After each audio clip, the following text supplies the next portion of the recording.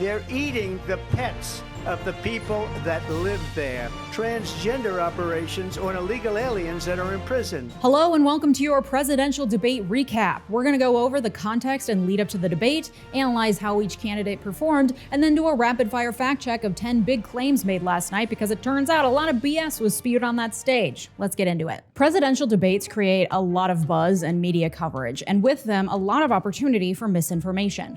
Understanding the media landscape and getting context for how the news is covering such an important issue is necessary to stay on top of developing stories and make sure you actually know what's happening and can tell fact from fiction.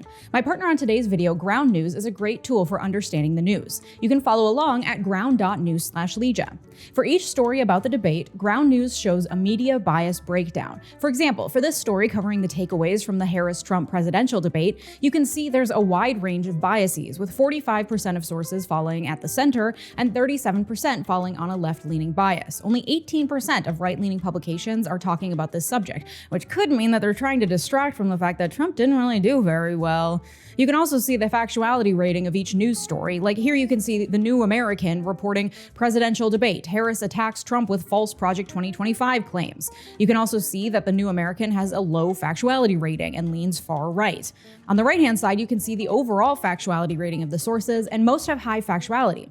Seeing factuality ratings like this, along with who owns the sources, can be really helpful to provide more context to your own echo chamber. You and your social media may have had one reaction to something Trump said, but it's important to understand the larger picture and what people outside your bubble are saying. And I'm able to get all of this context and information thanks to Ground News. And with the US election fast approaching, my favorite Ground News feature at the moment is their 2024 US election-focused blind spot feed. With a bird's eye view of the issues that tend to get more attention from the left or right than others, I can easily step out of my echo chamber and understand how partisan narratives shape reality and votes. I'm always really impressed with Ground News, and I genuinely think that they're a great resource for identifying biases in the media. So scan my QR code, click the link in the description, or go to ground.news/Leeja to get 40% off the same Vantage plan I use to stay informed, which comes to about $5 a month. Get unlimited access to all Ground News has to offer while helping an independent team keep the media transparent. Thanks, Ground News. Last night, Donald Trump and Kamala Harris duked it out over the course of 90 minutes and 2 commercial breaks hosted by ABC and moderated by David Muir and Lindsay Davis. It took place at the National Constitution Center in Philadelphia. Pennsylvania is a key swing state whose undecided voters could decide the election in either candidate's favor. Harris currently holds a 0.7% lead over Trump in Pennsylvania, according to 538. In 2020, Biden won the state by a margin of just over 80,000 votes, but Trump won it in 2016. And a 0.7% lead is so far inside the margin of error that it's truly anyone's game at this point. And that's just to illustrate the stakes of this debate, which some said was the most consequential debate we've ever seen in modern history, especially given how dramatically the last debate changed the face of the race, with Biden dropping out soon after giving what many have called the worst presidential debate performance in history, which is honestly probably true. Many Americans are still looking to get to know Kamala Harris and aren't ready to give her their vote just yet, even if they're determined not to vote for Trump. As far as I can tell it right now, it's really a race between Harris and the couch, because if too many people stay home, it'll go to Trump and it's all over from there. I do not envy the job of the ABC moderators, who are in a position where they had to try to maintain decorum, knowing that one of the two people on stage is known for being belligerent. They also had to plow through a number of questions, and they also had to avoid the appearance of bias, but also many viewers expected them to be on top of fact-checking as well, live on air. That's a lot of pressure. But it's of course nothing compared to the pressure both candidates faced last night and in the weeks of prep leading up to the debate. Reports said that Harris was closed up in a room with a group of aides for 4 days doing old school debate prep, being peppered with questions and given lines and speaking points and coached on where to look, when to smile, how to carry herself, and how to handle a debate partner who is known for being belligerent. Trump, for his part, certainly did some prep, even though he didn't want people to think that he was doing prep, of course. His aides, however, clearly advised him on topics to stay away from, to maintain a level of decorum, and to stick to the main talking points of immigration, tariffs, and the economy mostly. And because his team knows that no amount of prep will keep the man in check, they also argued in favor of having each party's mic muted between the answers. Harris's team pushed to keep the mics live the whole time, which would give Trump the opportunity to act belligerent. A muted mic artificially creates the impression that Trump kept his cool instead of catching him muttering insane things under his breath. Trump's team actually won the mic debate. The mics were muted, and in the end there was still a lot of interrupting and belligerence, but the fight over the mics is indicative of the changing process for hosting presidential debates in the first place. For the last 9 presidential elections since 1988, the Commission on Presidential Debates has managed presidential debates every 4 years, building them into a fundamental fundamental feature of elections and using them as the opportunity to engage audiences in the electoral process. But the June debate between Biden and Trump was the first since the 80s not to be sponsored by the commission. Both Trump and Biden had criticisms of the commission, from how it handled the 2020 debate in which Trump and his aides flagrantly walked around maskless, despite the fact that Trump had secretly tested positive for COVID before the debate, and during which Trump told the Proud Boys to stand back and stand by just months before the January 6th attack. And Trump blamed the commission for audio issues during one of his debates against Clinton in 2016, accusing them of being biased against him. And then in 2022, the Republican National Committee unanimously passed an amendment that prohibited GOP candidates from participating in debates produced by the commission, echoing Trump's claims that the commission was unfair to the GOP. Biden objected to the live audience structure, creating a spectacle of debates and stealing debate time from the candidates. So the two parties agreed to hold debates outside of the commission's structure, and the future of that commission is currently in doubt. It's also opened up a bit of a Wild West free-for-all in which the networks are all vying to try to host each debate.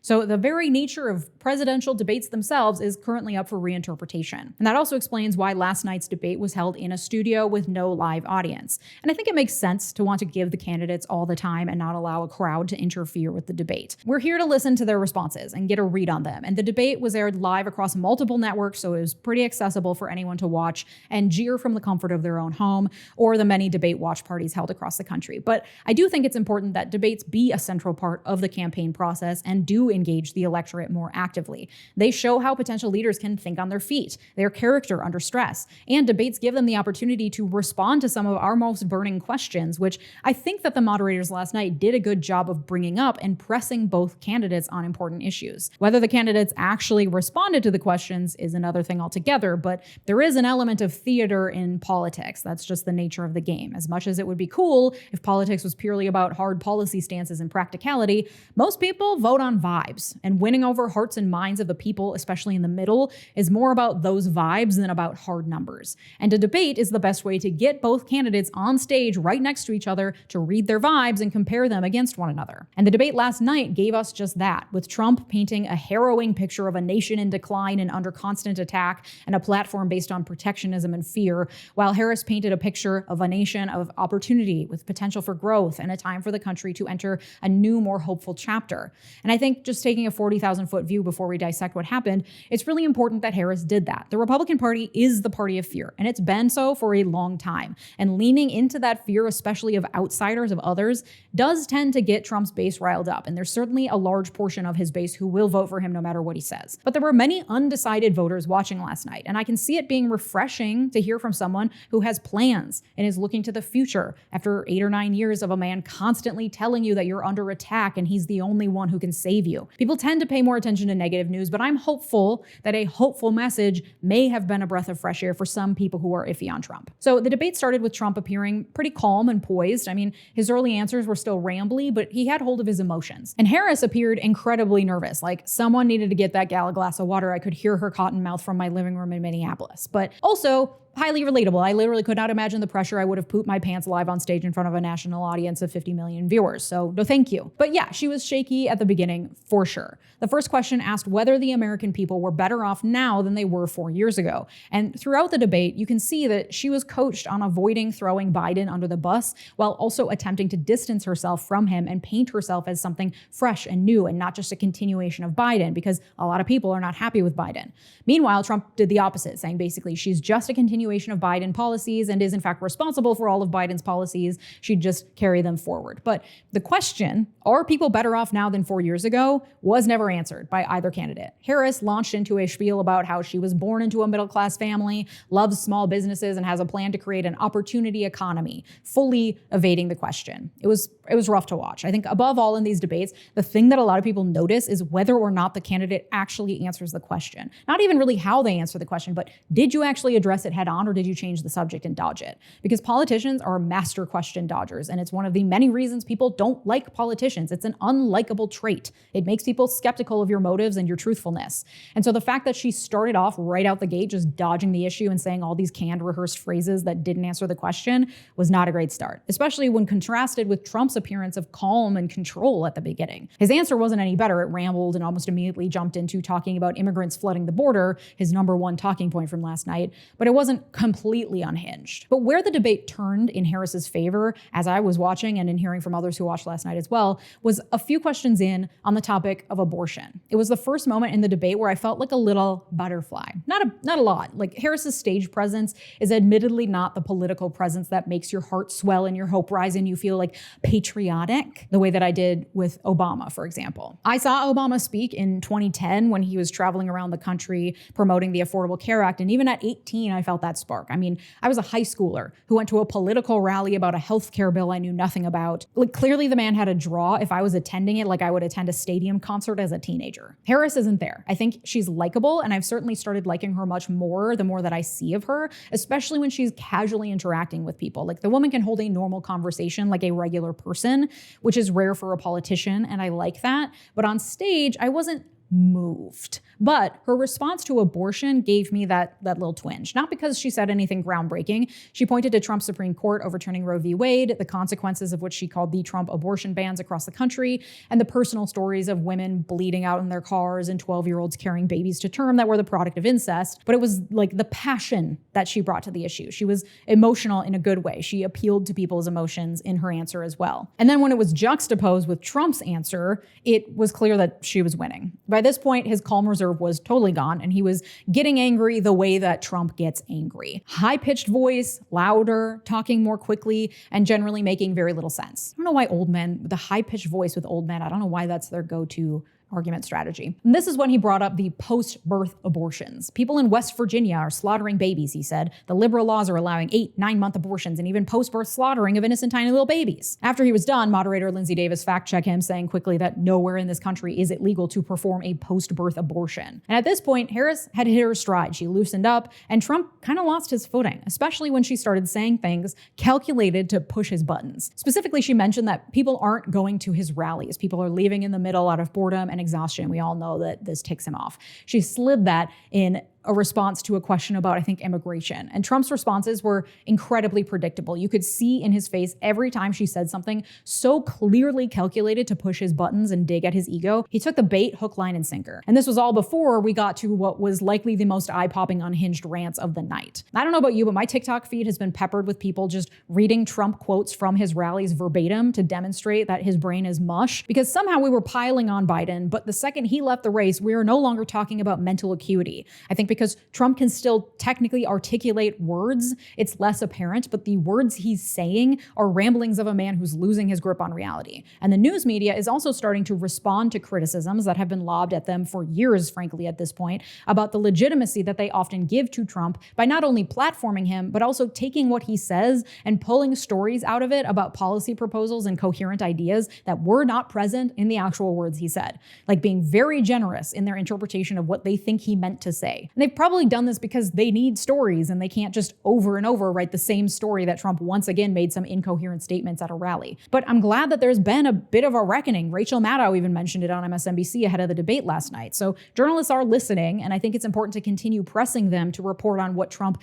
actually said, not pull a story out of thin air from generous interpretations of his words. And so I wanted to do a reading specifically of two of the most unhinged answers Trump gave last night, just to give you a taste if you didn't watch, because the context is as unhinged as the sound bites that everyone is tweeting about. So for context for this quote, earlier this year, Congress was poised to pass a sweeping immigration bill, and it is widely now known that Trump made some phone calls to his followers in Congress and got the bill killed, not because he didn't agree with it, but because he wanted credit for passing the bill after he wins in November. So he killed a bill that his own supporters were in favor of because it would have put thousands of additional patrols at the border for the sole purpose of being able to take credit for it later.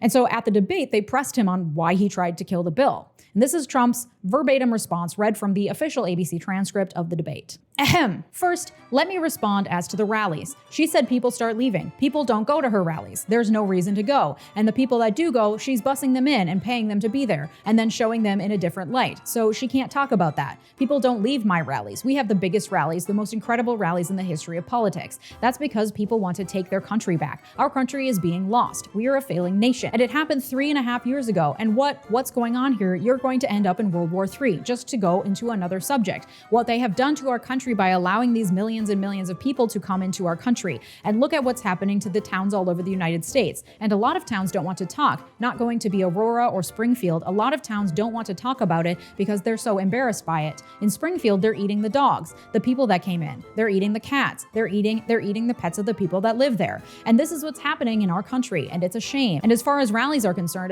the reason they go is they like what I say. They want to bring our country back. They want to make America great again. It's a very simple phrase. Make America great again. She's destroying this country. And if she becomes president, this country doesn't have a chance of success. Not only success, we'll end up being Venezuela on steroids. And then later in the debate, in response to Harris, who answered a question as to why she's flip-flopped on issues in the past, Trump said the following: She went out in Minnesota and wanted to let criminals that killed people, that burned down Minneapolis. She went out and raised money to get them out of jail. She did things that nobody would ever think of. Now she wants to do transgender operations on illegal aliens that are in prison. This is a radical left liberal that would do this. She wants to confiscate your guns, and she will never allow fracking in Pennsylvania. If she won the election, fracking in Pennsylvania will end on day one. Just to finish one thing, so important in my opinion, so I got the oil business going like nobody has ever done before.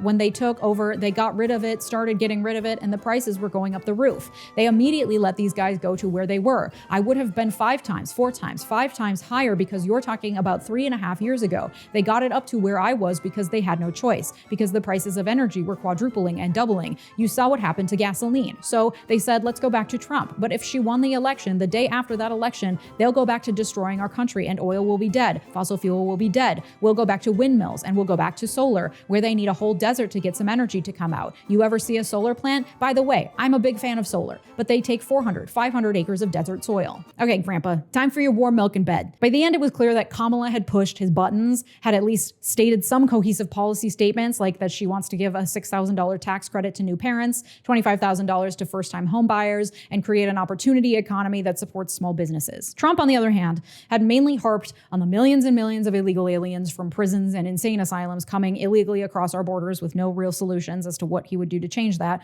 while mostly saying strings of rambling, largely incoherent sentences. The takeaway that Harris won this debate is so clear that even conservative news outlets today are either avoiding reporting on it altogether or saying things like Kamala Harris did just enough in the debate with the help from ABC, which was the New York Post headline. Conservatives are blaming Trump's poor performance not on his brown banana brain mush, but on the ABC moderator's aggressive fact-checking of Trump during the debate, complaining that there was a discrepancy in the amount of scrutiny they placed on Trump's statements compared with Harris. It's true they only fact-check him and not Harris, but it's also true that you're gonna give more scrutiny to the person with the decades-long track record of telling blatant, flat-out lies constantly at a pathologic level. I was frankly annoyed that the moderators allowed him to interrupt them more and get in extra statements while they were trying to move on to new questions, and when Harris attempted to interrupt once, they swiftly shut her down and moved on to the next question. But of course, conservatives have to blame ABC moderators for pointing out the truth, because otherwise they'd have to face the fact that Trump fucking bombed. Not as bad as Biden did for sure, but he simply wasn't up to snuff. He took every piece of bait she laid out for him, his answers were rambly, and he gave some truly legendary unhinged sound bites. And God bless the internet, they were so fast with those memes. What a treat. So yeah, Harris won the debate,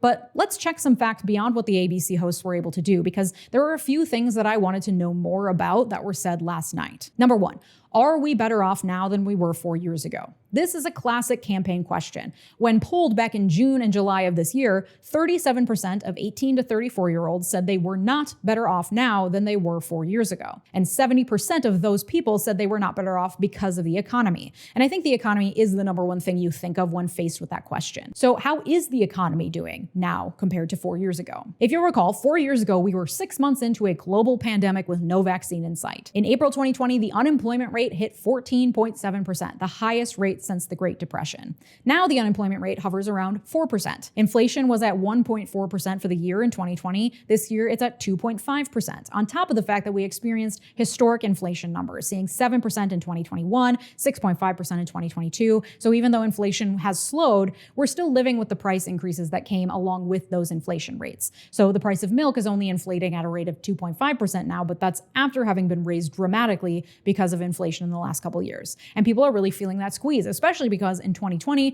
prices were lower and we were given COVID relief checks and we were stuck inside, so we were just naturally spending less money. But we were also making less money. Wage growth in August 2020 was 3.5%, compared with 5.3% wage growth in June 2024, much higher than the inflation rate, meaning wage growth is outpacing inflation. But there was a period in 21 and 22 when it was not, and we're still feeling that, I think. So are we better off now than we were 4 years ago at this time? Yes, I think so. But the question doesn't capture the feelings of voters about what has happened during the last 4 years, not just a snapshot of summer 2020 and summer 2024. But economists say neither Biden nor Trump are really to blame for the soaring inflation that we experienced. Global events beyond their control are largely to blame for the dynamics that created higher prices. The war in Ukraine, COVID, the Federal Reserve, which acts independently from the president, greedflation from private companies. As one economist put it, in general, presidents get more credit and more blame for the economy than they deserve. But again, most voters, especially undecided ones, are going on vibes. And the fact that Biden was president during some of the worst inflation and unemployment of the last century does not bode well for his economic legacy. And Harris avoided answering that question to avoid attaching herself to any of that baggage. Number 2, why did Biden keep the Trump-Chinese tariffs in place? And will Harris continue that policy? It's true that Biden kept Trump-era steep tariffs on China in place and even added new tariffs on imports of high-tech items from China, which is a major departure from how Democrat presidents typically operate. To Biden, the tariffs are necessary for the U.S. to compete with China. Basically, China is ahead of us when it comes to tech, and so by limiting how much money China can make on their tech, Biden's hoping that it'll give time for the U.S. to catch up. It's a sign of increasingly protectionist vibes coming from both sides of the aisle as a backlash to the era starting in the 90s of hyper-globalization.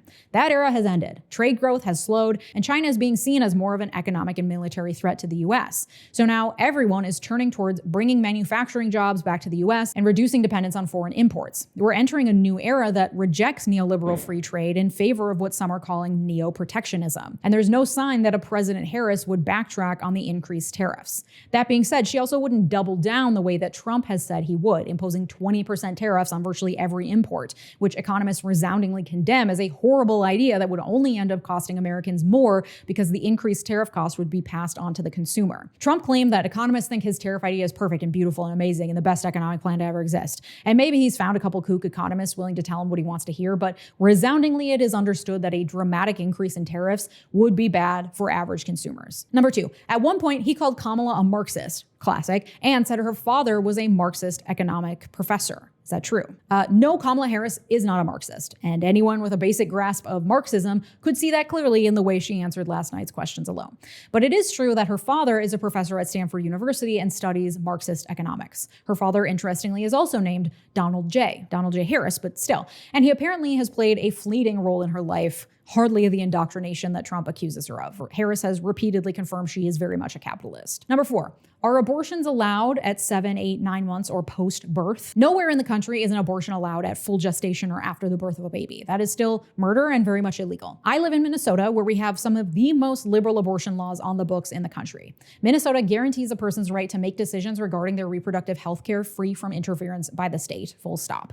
The state does not have the right to make restrictions on abortion, which means that technically, yes, the state law does not impose a specific time frame during which a person is allowed to get an abortion. This does not mean that people are needlessly getting abortions at 7, 8, or 9 months pregnant here. It just means that it is up to the provider and the patient to determine next steps, not a legislative body. More than 90% of abortions in Minnesota happen during the first trimester, so the first 12 weeks. 0 providers are offering abortion services up to the moment of birth. And most abortions happening after the first trimester are due to many different reasons that are being discussed between a healthcare professional and the patient, and often in instances when a pregnant person risks severe injury or death if they continue with their pregnancy, or where a person experiences a miscarriage, which requires a medically necessary abortion procedure so the person doesn't die of sepsis. This is not the horror story of murdered babies that the right-wing propaganda machines like to spew. This is a state respecting the expertise of healthcare providers and the decisions of pregnant people to make choices for themselves, period. Harris said she would reinstate Roe v. Wade protections, which generally allow for abortions up to 22 weeks. Number 5,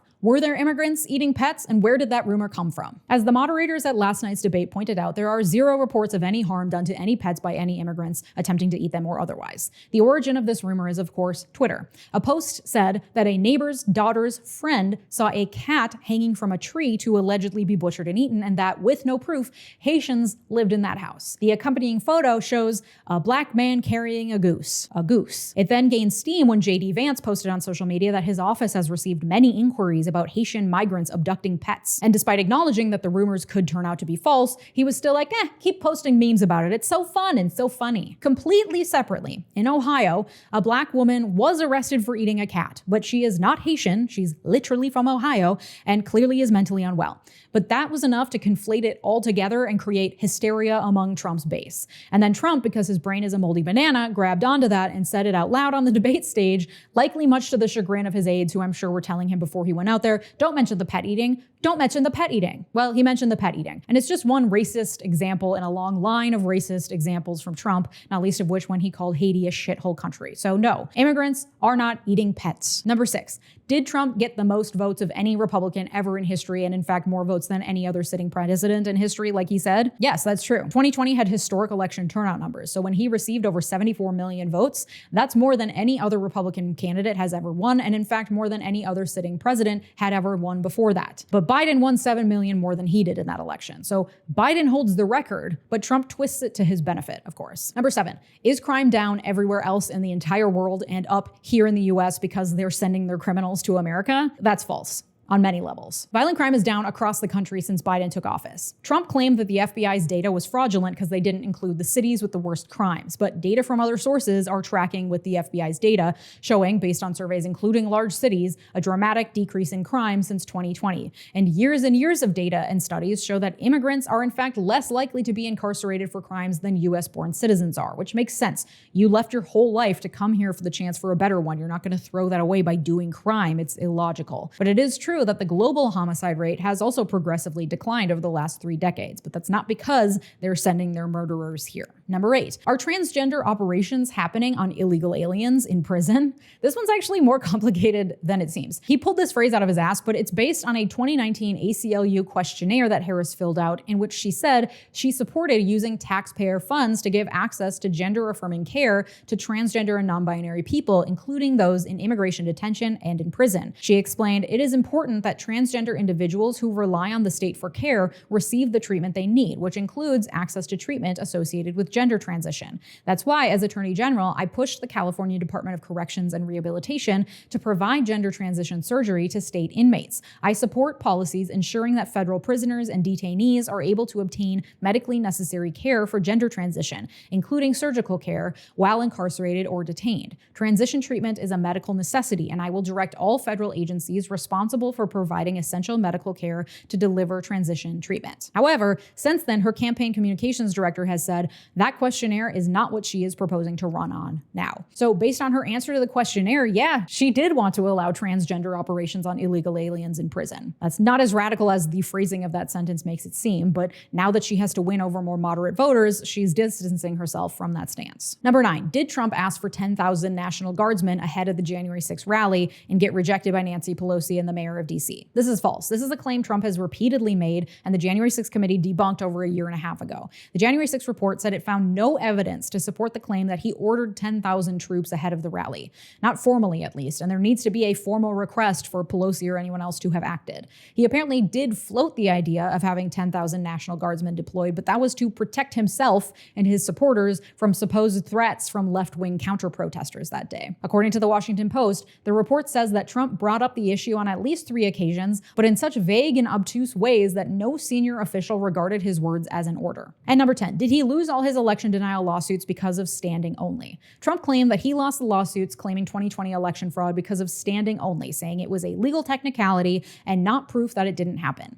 Standing requires that a person have actually experienced an injury to be able to bring a lawsuit. And his claim is false. In over 60 lawsuits, some of which he wasn't officially named in, but all related to his election fraud claims, judges across the country, including Trump's appointed ones, threw out claims of voter fraud. Yes, some were for standing, others were for filing errors, but mostly they were thrown out because the allegations lacked any proof, because there is no proof. But as with many American voters, many Trump supporters go on vibes only. And to them, the 2020 election vibes seemed off. And even with absolutely zero reputable proof, that's good enough for them. Now, there have been talks of another debate next month, which after last night's performance, Harris's team brought up again, saying they'd gladly do it all over. Trump told Fox and Friends, "I don't know that I want to do another debate," saying that she only wants another one because she knows she lost this one. 63% of polled debate watchers disagree with him, and even Taylor Swift said she'll vote for Harris after seeing the debate last night. Whether or not another debate will actually happen is to be determined, but I'll be here ready and waiting with bated breath to break that one down for you too. My question is, especially for undecided voters, did the debate performances change your mind at all last night? Do you feel more decided? I'm genuinely curious. Thanks to my newest patrons, special thanks to my royal patrons, and an extra special shout out to my multi-platinum patrons, Tia Tranger Lucas, Joshua Cole, Thomas Johnson, Sophia Sams, Anthony Giles, Tay, and Brett Piontek. Your generosity makes this channel what it is, so thank you so much. If you'd like ad-free access to all these videos, check out my Patreon today. And if you like this video, you'll like the video I made all about how Ginny Thomas ruined the Supreme Court. Thanks so much for watching. Have a good day. Bye-bye.